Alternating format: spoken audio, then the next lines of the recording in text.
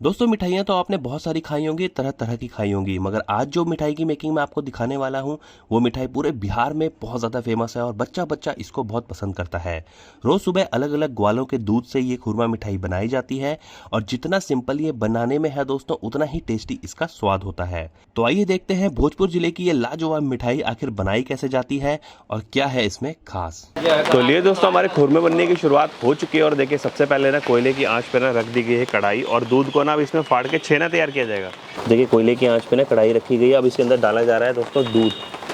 तो कितना लीटर दूध डालेंगे भैया? 5 लीटर है अभी। 5 लीटर। तो 5 लीटर से पहले छेना तैयार करेंगे। हाँ। अब दूध को दोस्तों अच्छे से पहले बॉईल किया जाएगा और उसके बाद इसका जो छेना है वो तैयार किया जाएगा और उसी छेने से जो हमारा खुरमा है ना, खुरमा वाली मिठाई वो बनती है। तो देखिए सबसे पहले दूध को ना अच्छे से बॉईल किया जा रहा है। इसको लगातार चलाना पड़ता है क्योंकि नहीं चलाने से कढ़ाई में लग जाता है तो मिठाई मतलब जला हुआ मतलब स्वाद जो उसका वो जला हुआ स्वाद आएगा। हाँ, जला हुआ स्वाद आएगा। और वैसे भी कोयले की आंच पे बन रहा है तो उसको कम ज़्यादा तो कर नहीं सकते, नहीं, लगातार चलाना पड़ेगा जी। लेकिन ये कोयले के आंच पे एक खुरमा जो होती है ना वो सबसे बेहतर होती है। तो ये देखिए दोस्तों दूध हमारा तैयार हो गया है, गर्म हो चुका है। अब इसको ना फाड़ा जाएगा और छेना तैयार किया जाएगा। दूध को फाड़ने के लिए ना ये पुराने छेने का पानी यूज़ किया जा रहा है जो कि पिछले दिन निकाला गया था, अभी इस दूध में डाला जा रहा है।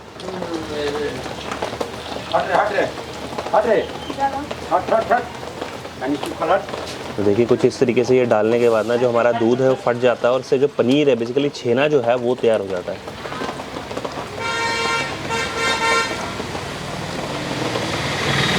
अब आप देख सकते हैं दूध के अंदर ना हल्के हल्के से दानेदार हो चुके हैं दूध। देखिए किस तरीके से इसको फाड़ा जाएगा धीरे धीरे करके। ये देखिए पानी अलग हो गया और जो हमारा छेना है वो तैयार होने लग गया। देख रहे हो किस तरीके से भैया धीरे धीरे इसको चला रहे हैं।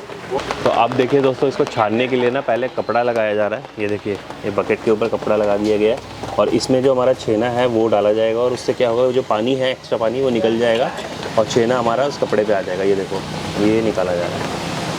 तो भैया 5 लीटर दूध डाला था तो इससे कितना छेना निकल जाएगा? कम से कम एक किलो। 1 किलो छेना निकल आएगा। किसी किसी में 250 ग्राम भी गिर जाएगा, 300 ग्राम भी गिर जाएगा या 200 ग्राम भी गिरेगा। अच्छा। नए और पुराने भैंस के चलते होता है। नई भैंस में थोड़ा सा घी की मात्रा कम होती है और पुरानी जितनी होगी उसमें घी की मात्रा ज़्यादा होती है। लेकिन हम लोग अपने से दूध फाड़ के बनाते हैं क्योंकि थोड़ा सा फाड़ने से उच्च क्वालिटी की होती है मिठाई।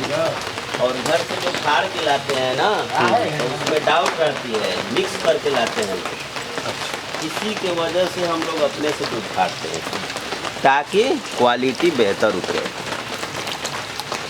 तो दोस्तों हमारी छेने की जो पोटली है ना वो तैयार हो गई है। भैया ने कपड़े में रख के ना इसको अच्छे से बांध दिया है। अब इसका धीरे धीरे पानी निकलेगा जी, है ना। तो कितना टाइम लगेगा पानी निकलने में? बस 2 मिनट 1 मिनट। तो दोस्तों ये लोग हैं ग्वाले। जी हाँ दोस्तों, ये सुबह सुबह दूध लेके आते हैं और हर रोज आप लोग ऐसे ही दूध लेके आते हैं यहाँ पे? जिसके यहाँ जितना दूध होता है उतना दूध ले आते हैं। हम लोग का यही बिजनेस है, अपना भैंस रखे हैं, दुहेंगे, चराएंगे, खिलाएंगे, ले आएंगे, यहाँ फरवाएंगे, पैसा लेंगे, खरीदाना लेंगे, तो अपना ले जाके फिर खरीदाना मीठा उठा पिलाएंगे, तब वो दूध देती है सर। हाँ बहुत मेहनत है सर। मेहनत तो है ही, दिन भर पहले उसको चराना पड़ता है, फिर अगले दिन जैसे दूध निकालते हैं तो अपने से दूध निकालते हैं। हाँ अपने से निकालते हैं। अच्छा, तो दूध निकाल के फिर सुबह सुबह यहाँ लाते हैं मिठाई की दुकान। मिठाई की दुकान पे। बहुत बढ़िया। और यहाँ पे फिर छेना निकलने के बाद उसका वजन किया जाता है। हाँ। और उस हिसाब से जितना आप लोगों का बनता है जितना पैसा, गिरता है उतना के पैसा देता है, उतने का पैसा देते हैं। और ये पहले से निकाल के रखे हुए हैं जिसका पानी निकल गया है और अब 10 मिनट के अंदर में इसको कढ़ाई में काट के चीनी के पाग में डालेंगे। उसके बाद ये टिकिया या बेलग्रामी तैयार होगा। तो फ्रेंड्स अब तैयार की जा रही है इसकी चाशनी, क्योंकि इसको चाशनी में ही पकाया जाता है। तो ये डाला जा रहा है कढ़ाई के अंदर चीनी। ये देखो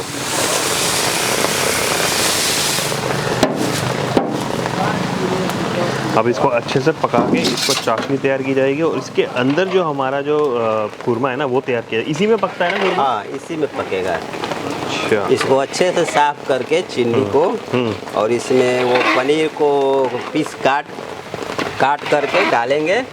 उसके बाद वो धीरे धीरे 1 घंटे तक पकेगा। उसके बाद इस हिसाब से लाल हो जाएगी कलर। तो आदमी उसको नीचे उतार देगा।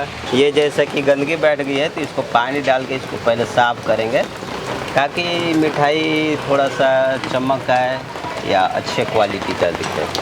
तो चीनी को पहले साफ़ करना ज़रूरी है? जी, चीनी को साफ़ करना ज़रूरी है, क्योंकि अगर नहीं साफ़ कीजिएगा तो आपका पनीर का जो मिठाई बना है उसमें गंदगी बैठ जाएगी। देखो ये छेने की कटिंग की जा रही है और सीधा ही ये कढ़ाई के अंदर डाला जा रहा है। तो इसको बड़े बड़े पीसेस में काटा जाता है और इसको ना छेने मतलब चाशनी के अंदर कितने देर तक पकाते हैं भैया इसको? कम से कम 1 घंटा तक पकेगा। 1 घंटा तक इसे हाँ। पकेगा। धीरे धीरे लाल हो जाएगी। उसके बाद इसको उतार के फिर ठंडा करते हैं और उसके बाद ये बिक्री के लिए तैयार हो जाती है। तो दोस्तों बहुत ही सिंपल एक कह सकता हूँ मिठाई, मगर एक बहुत ही लाजवाब स्वाद के साथ ये बनाई जाती है। इसमें ना 2 ही इंग्रेडिएंट डलते हैं, एक तो ये छेना हो गया और एक चीनी की चाशनी जो है वो होती है, इसके अलावा कुछ भी नहीं होता। धीरे धीरे क्या है ना, जब चाशनी के अंदर इसको पकाते हैं तो वो उसका जो कलर है वो ब्राउन होना शुरू कर देता है अच्छे से, मतलब वो फ्राई हो जाएगा मैं तो कहूँगा। और देखिए उसका जब कलर आएगा ना एंड में मैं आपको दिखाऊंगा भाई कितना सोना कलर आएगा इसका। पे डलडा वगैरह में कभी छान के नहीं डाला जाता है, इसको सीधे चाशनी में, चिल्ली की चाशनी में। ये कम से कम अगर एक आदमी 5-6 पीस खा ले लगातार तो भी उसका कोई नुकसान नहीं होगा। तो रीठा की पानी बोलते हैं, केवल इसका यही काम है कि ये झाग बनाएगा। अच्छा, चीनी की जो पाग है ना इसको झाग की तरह बनाएगा, जो कि वो पूरा ढक लेगा। जब तक ढकेगा नहीं तब तक बढ़िया से पकेगा नहीं। ढकने से मुलायम होगा, आपको चिमड़ा नहीं होगा, वो पूरा फैल हो जाएगा। वो झाग बनेगा तो चीनी इतना से बहुत बड़ा पूरे कढ़ाई में हो जाएगा, तो उसको जैसे उलट पुलट करने में या चलाने में आसानी रहेगी, जिससे ये टूटेगा नहीं। अच्छा, मतलब पीसेस नहीं टूटेंगे? हाँ, पीसेस नहीं टूटेंगे। मेरा नाम सुदामा प्रसाद हुआ, पिताजी का शिवशंकर साहब। मेरा पिताजी ये दुकान शुरू किए थे, लेकिन उससे भी पहले ये दुकान किसी और का था। मतलब ये 60, 70, 80 बरस से पहले का है। अच्छा, इतना पुराना? एकदम पुराना। क्या बात है। और यहाँ पे डेली फ्रेश खुरमा बनाया जाता है? हाँ, प्रतिदिन हर दुकान पे यहाँ दूध उबाल के जिस तरह से दिखाया गया है उसी तरह से सारे लोग फाड़ते हैं और इसको क्रम बाई क्रम फाड़ के, और जब टोटल काम ख़त्म हो जाता है तो खुरमा बनाने का काम शुरू होता है। खुरमा बनाने का। और कितना टाइम लगता है एक खुरमा बनाने में? मतलब खुरमा बनाने में कम से कम 1.25 घंटा या 1 घंटा लगता है। उसके बाद उसको नीचे उतार के फिर सीरा के पाग में ही ठंडा होगा 1 घंटा, तब जाके वो क्वालिटी उतरती है। अगर गर्म निकल जाएगी तो वो कड़ा हो जाएगी। इसमें किसी भी तरह का मिक्स नहीं है, चीनी, पानी और दूध, यही 3 चीज़ से बनती है। और वो झाग बनाने के लिए रीठा का पानी बोलते हैं आदमी, वो रीठा के पानी डालता है आदमी। कितने रुपए किलो है भैया ये? कम से कम अभी 350 रुपये केजी है, लेकिन दूध का रेट बढ़ जाता है डेयरी का, तो इस पर ही बढ़ाना पड़ता है। तो हर साल 10-20 रुपया बढ़ ही जाता है। तो मतलब लगभग अभी 350 रुपये का? जी, 350 रुपये मिल जाएगी। तो दोस्तों अभी लगभग 15 मिनट हो चुके इसको पकते हुए। और देखिए ऊपर जैसे बोले थे ना भैया झाग लग जाता है, ये देखो झाग है सारा। और ये देखिए क्या बात है, इसका कलर देखो अब है ना, ये पीला पीला हल्का होना शुरू हो चुका है, यानी गोल्डन कलर का हो चुका है। और ज़्यादा इसको अभी पकाया जाएगा तो ये बिल्कुल ब्राउन कलर का होने वाला है। और धीरे धीरे अपना जो कलर है वो चेंज करता जा रहा है, देख रहे हो? बहुत बढ़िया। तो लगभग 15 मिनट तक अभी पका है, अभी 1.25 घंटा और यानी कि 45 मिनट तक और पकाया जाएगा। और देखिए किस तरीके से इसके ऊपर से ना पूरा झाग जो है वो आ रहा है, और ये बहुत हेल्प करता है इस खुरमे को पकने के लिए। ये मेन पॉइंटनेस है। मतलब ये होगा तभी अपना जो सॉफ्ट बनता है। बिल्कुल हाँ, सॉफ्ट इसी कारण होगा। जब तक झाग बना के ये तोपेगा नहीं, ढकेगा नहीं, तब तक वो चीज़ नहीं हो पाएगा। और दोस्तों आपको एक और बात बताता हूँ, ये जो खुरमा है ना उसको ना यहाँ का एक जीआई टैग, जी हाँ दोस्तों जीआई टैग मिलने वाला है, यानी कि ज्योग्राफिकल इंडिकेशन। उससे क्या होगा दोस्तों, एक तो एक पहचान होती है ना कि ये चीज़ यहाँ बनती है, वो बिल्कुल वहाँ की परफेक्ट हो जाएगी कि यहाँ पे मतलब जो उद्वंत नगर है वहाँ का ये खुरमा जो है वो आइडेंटिकल मतलब माना जाता है उसका। तो भैया जीआई टैग बता रहे थे जिस तरीके से इसको मिलने वाला है, तो सारा प्रोसेस हो चुका है? सारा प्रोसेस हो चुका है और ऑनलाइन भी हो चुका है, और हम लोग का बुलावा है बंगलौर में। अब पता नहीं क्या वो अधिकारी ट्रेनिंग देंगे कि किस तरह से पैकिंग करना है, क्या कैसे करना है। उसके बाद वो आगे की प्रोसेस ये है कि रेलवे स्टेशन के भी पास हम लोग को दुकान मिलेगी। अच्छा। वहाँ से सप्लायर आदमी करेगा। अच्छा, क्या बात है दोस्तों, बहुत बढ़िया स्टेप है गवर्नमेंट का, मैं कहूँगा, क्योंकि ना पहचान दिलाना बहुत ज़रूरी है।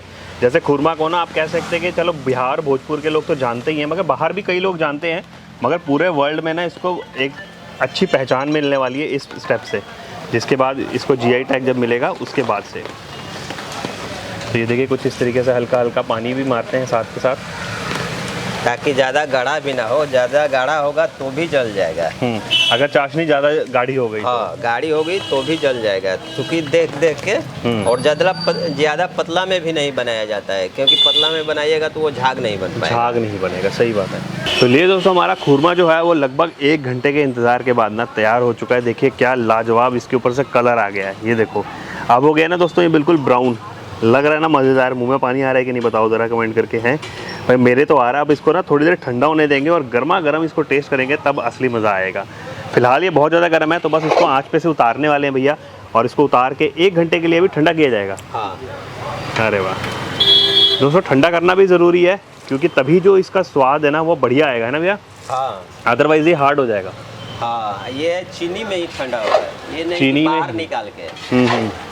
तो चीनी के अंदर ही ऐसे ही छोड़ देंगे। हाँ, चीनी के पाक में ही ठंडा होगा, तभी जाके ये मज़ेदार इसका क्वालिटी होगा। तो अब दोस्तों इसको ना आँच पे से उतारा जा रहा है, और उतारने के बाद इसको ना 1 घंटे तक रखा जाएगा ठंडा होने के लिए। तो देखिए इसको उतार दिया गया है और इसको ले जा रहे हैं, रख देंगे। ये देखो, तो फैन के नीचे इसको रख दिया गया है। जितना देर पकता है उतना ही देर ठंडा होता है। अच्छा। इसका यही खासियत है। हाँ, जैसे 1 घंटे पकाया तो 1 घंटे तक इसको ठंडा किया जाएगा। जब तक ठंडा नहीं होगा तब तक ये ऊपरी भाग जो है इसका मुलायम नहीं हो पाएगा। अगर गर्म निकाल दिया जाएगा तो ऊपर वाले भाग चिमड़ा लगेगा, तो खाने में उतना खस्ता नहीं लगेगा। यही वजह है कि इसको ठंडा करके ही आदमी देता है। पूरी तरह से ये कंप्लीट हो गया। अब इसको निकाल के छानेंगे, उसके बाद ट्रे में लगा के बिक्री के लिए तैयार हो गया। क्या बात है दोस्तों, 1 घंटा लगा था इसको बनाने में और 1 और घंटा लगा इसको ठंडा करने में। जी हाँ दोस्तों, ये देखो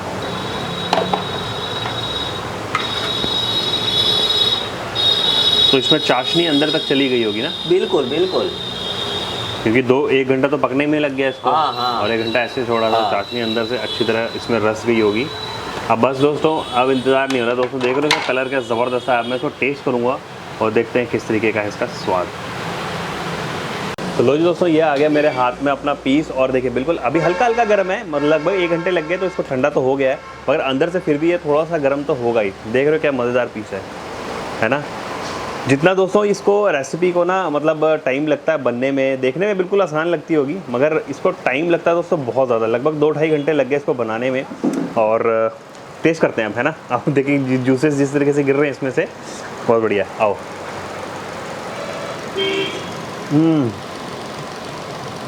देखो जूस जो है वो अंदर अच्छी तरीके से चला गया है, और अंदर ही अंदर ना सॉफ्ट है बिल्कुल। जैसे आपने कभी पनीर खाया होगा ना, वो बिल्कुल सॉफ्ट होता है ना? मगर इसको क्या किया ना, अच्छे तरीके से इसको पकाया गया है, तो पकाने की वजह से ना ये सिर्फ सॉफ्ट हो गया है, सोना हो गया। सोना इन द सेंस कि हल्का सा ना स्मोकी फ्लेवर हो जाता है, वो हो गया है, और अंदर की तरफ से बिल्कुल सॉफ्ट है, मज़ेदार है। मिठास है इसके अंदर बहुत ज़्यादा, क्योंकि शुगर सिरप के अंदर इसको पकाया गया था। तो ओवरऑल जो एक्सपीरियंस है दोस्तों ये वाला मिठाई खाने का ना बड़ा लाजवाब। मैं तो हमेशा खाता ही रहता हूँ बिहार, जब भी आता हूँ। आप भी कभी आइए ना बिहार तो ये मिठाई ज़रूर खाइएगा, और ख़ास करके ना उद्वन नगर में ही खाइएगा, क्योंकि यहीं पे ये जो मिठाई है हमारी वो इन्वेंट हुई थी, और यहीं पे मिलती है जो सबसे बेस्ट क्वालिटी की मिलती है ना? तो दुकान का एड्रेस वगैरह सब कुछ मैं नीचे डिस्क्रिप्शन में दे दूँगा। आइए यहाँ पे खाइए और कमेंट करके हमें बताइएगा कि आपको कैसा लगा। तो चलिए दोस्तों, ये मिठाई फिनिश करता हूँ और पैक करा के भी ले जाता हूँ, और आपसे मिलता हूँ नेक्स्ट वीडियो में। अगर ये वीडियो अच्छी लगी तो वीडियो को लाइक और शेयर करिएगा, हमारे चैनल को सब्सक्राइब जरूर करिएगा, साथ ही साथ हमें फेसबुक और इंस्टाग्राम पर फॉलो कर लीजिए। तो मिलते हैं नेक्स्ट वीडियो में, अभी के लिए बाय।